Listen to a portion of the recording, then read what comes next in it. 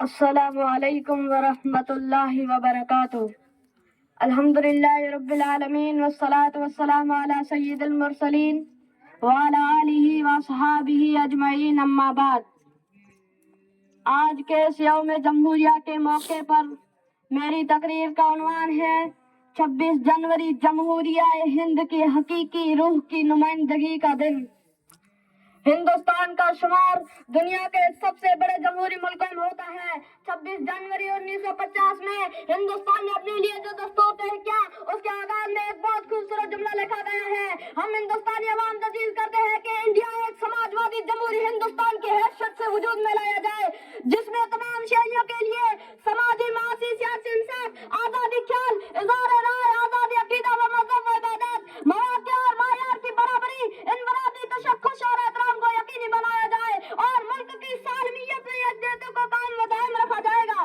یوم جمہوریہ کے دن ملک بھر میں ہر جگہ سرکاری چھٹی رہتی ہے اور تعلیم گاہوں و سرکاری اداروں میں جشن جمہوریہ کا پروگرام منعقد کرتے ہیں، ترانے پڑھے جاتے ہیں، راشٹریہ گیت گایا جاتا ہے، سیکولرزم کے نام سے بیانات ہوتے ہیں۔ ہندوستان میں جمہوریت کی بقا رہنی چاہیے۔ ہر ہندوستانی کو اپنے مذہب اور عقیدہ کی مکمل آزادی ہونی چاہیے۔ سب کو رہنے سہنے اور کھانے پینے کا مکمل اختیار ہونا چاہیے۔ ہر ہندوستانی کو ہندوستان کا ایک شہری ہونے کے ناطے جو سہولیات ملنی چاہیے، وہ ہر ہندوستانی کو ملنی چاہیے۔ اقلیتوں کے ساتھ انصاف، ہندو، مسلم، سکھ، عیسائی اور ہندوستان کے دوسرے تمام مذہب کے ماننے والوں کا آپس میں اتحاد، اتفاق اور اخوت بھائی چارگی کے ساتھ رہے۔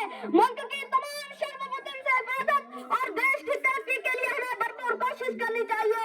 مولانا حافظ الرحمان سہاروی اور درسو سازی، مجاہد ملت مولانا حافظ الرحمان سہاروی رحمۃ اللہ علیہ، جو قانون ساز مجلس کے رکن تھے اور جمعیت علماء ہند کے ناظم عمومی تھے، مجاہد ملت نے بھی دستور سازی میں بڑی قابل قدر کوششیں کی ہیں۔ چنانچہ قاضی محمد عتیق عباسی وکیل لکھتے ہیں کہ سب سے بڑا احسان جو انہوں نے ملت اسلامیہ پر کیا، وہ دستور ہند کا موجودہ ڈھانچہ ہے۔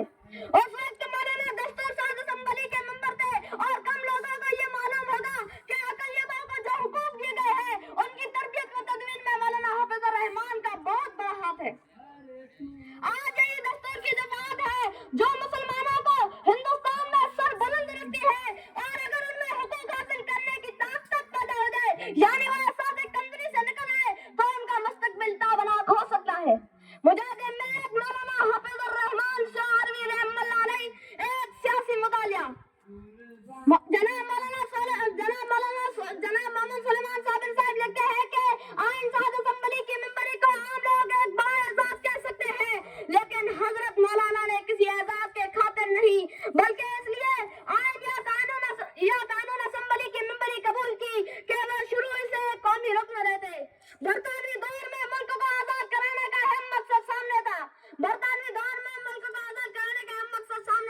اور حصول آزادی کے بعد سب سے اہم کام یہ تھا کہ ملک کو ایسا جمہوری آئین دیا جائے جو بلا تخصیص کسی باشندے کو کسی پر فوقیت یا برتری حاصل نہ ہو، بلکہ قانون کی نظر میں سب برابر ہوں۔